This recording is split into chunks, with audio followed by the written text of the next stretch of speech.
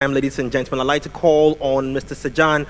He's the VP Global for Innovations and Strategy, Northern Communications India Limited, to give us the introductory remarks. Please, round of applause.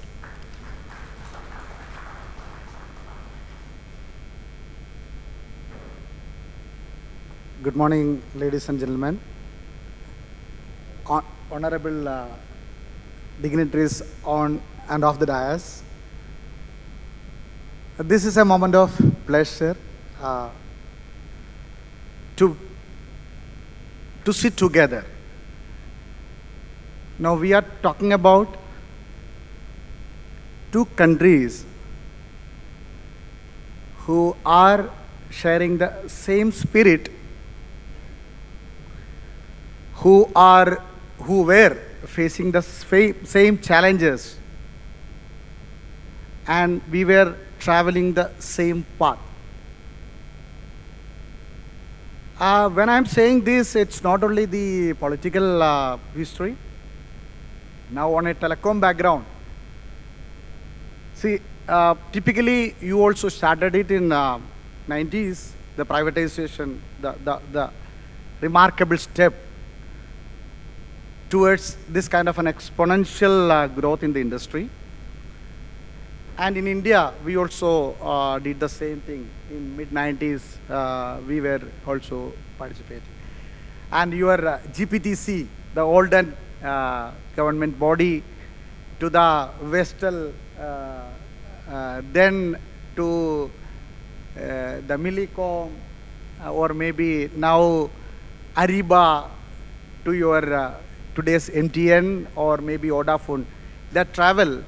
Similar one we had it in India also, like from the DOT to the MTNL and VSNL, and then to today's of Geos and Vodafone or Airtel of the world. So this travel, if you look at the growth percentage, I think we were all together, like we were at par in every segment. And when you look at the per capita GDP also, we share the same pattern. And now looking at the future, so this has opened up a new avenue. I would say the opportunities are there for everyone. That is what is more important when we talk about telcos. Now the data is available. Available is one thing, but it should be affordable also, right? So it should be affordable to the general public in the right kind of a prices. That is what India did. And I'm sure that you also must be following the same. Now we have to look at the future. So now we are at the one point wherein, as sir was mentioning, India could do a great breaking in terms of building on top of this telecom infrastructure. We could work on the digital divide, I would say. We could make the knowledge economy approach. And today, we have got that heavy skill set in India, wherein we can literally compete with anybody in the world, because the youth is powered with the telecom infrastructure. So I represent a UK headquartered company called Northern. We are into the ELV solutions, like you name it on the ELV sector. Like we have the structured cabling, you have the data cabling, you have the CCTV, you have the public address system. So anything on the ELV, we talk about that. Now on top of that, to address the new arena, we wanted to come with the IoT. We wanted to come up solutions on the artificial intelligence. So that time, we started off thinking of India. And 6 years back, we started in India, back office we started building. Today, the R&D is now, the headquarters is getting moved to India. and our manufacturing facilities on the CCTV and other active components are going to be from India in 2023. So it's a huge potential base that India is providing, and let us associate together to share the knowledge each other, to the technology each other, and to facilitate and give affordable solutions to the public, and thereby build the country's economy, and join hands together to build a great way forward. When I say IoT, it's all about data again. Now, what do you mean by data? Data is always available, and based on data only we were taking decisions. But getting the relevant data is very important. For example, I will, since I was mentioning IoT, maybe one of the happening area is the smart city in India. I will just mention, and I will not take too much of time. Now, we are already late, so I wanted to conclude with that. So smart city is one of the major initiatives that India government is doing. We are already completing our 100 smart cities, and we are now focusing on a magical figure of 4,000 cities going to be smarter in India. So it's all about IoT. So yesterday, what is the kind of data? The data which is collected through a normal mechanism is what we were having. But when the moment it is coming to IoT, it's all real time. Example, you take the traffic. You have the cameras installed across the public places, and the data which is flowing from the CCTV systems are assessed such a way that what is your traffic flows and at what time it is going to be peak. In a whole year, when you take which time it is going to be more, which time it is going to be lesser. This kind of data is thrown to the central headquarters the way the administration wants. So the decisions are made not just based on a gut feeling or an assumption. It is on a realistic, real-time data.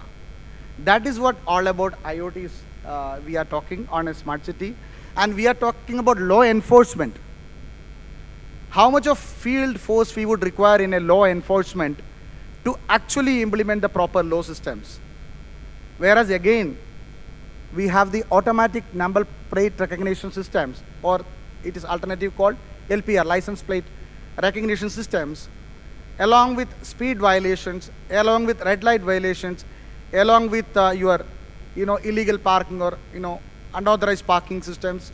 So all these things are captured through the eyes of the camera, getting evaluated at the central locations, and extracting the right amount of data and giving to the authorities. And the enforcement can be done automatically, so that there is no mode of litigation. We are talking at par. We are giving respect to the citizens. Hey, you have done a law, there is an issue. So let's pay the fine and move on. And then you penalize them, then they get themselves corrected. And you are not going to enforce too much of, there is no rift, there is no human interaction. It's all technologically done. So I'm just telling about one this thing. So similar way, there are multiple avenues are there. In the smart city itself, there could be the garbage management was one of the challenge which India was facing, wherein there are lot of bins available, but then you are not able to manage it. Now it is all smart waste bins that we are using in smart cities. When it is filled, the alert will automatically come. Accordingly, your traffic can be managed. And we are not talking about smart poles. Instead of the normal electric poles, we put up smart poles, wherein it can sense your weather, it can sense your atmospheric condition, it can sense your traffic data. So anything and everything can be clubbed into, and you are even the lighting power. Somebody has to put on and put off the power. Everything centrally can be managed and driven in a smart pole kind of an environment, which is again a technological evolution. And everything of this sort is running based on the core infrastructure of telecom. So the telecom infra is the key. Once the telecom infrastructure is right and the data network is kept in the right fashion, in an affordable fashion, yes, there is a huge avenue. We can all contribute, and you are empowering the citizen to act at their best. So just mentioning one, you would have seen a Kenyan young boy who was illiterate, was making an electric car and becoming a viral for a period of very huge, this thing, it was viral in social media. So how it is happen? Everything based on the platform that we are building. So let's work together, just join hands together, and let's grow together. We were sharing the same past, and we are heading to a brighter future. Thank you for the wonderful opportunity given to us.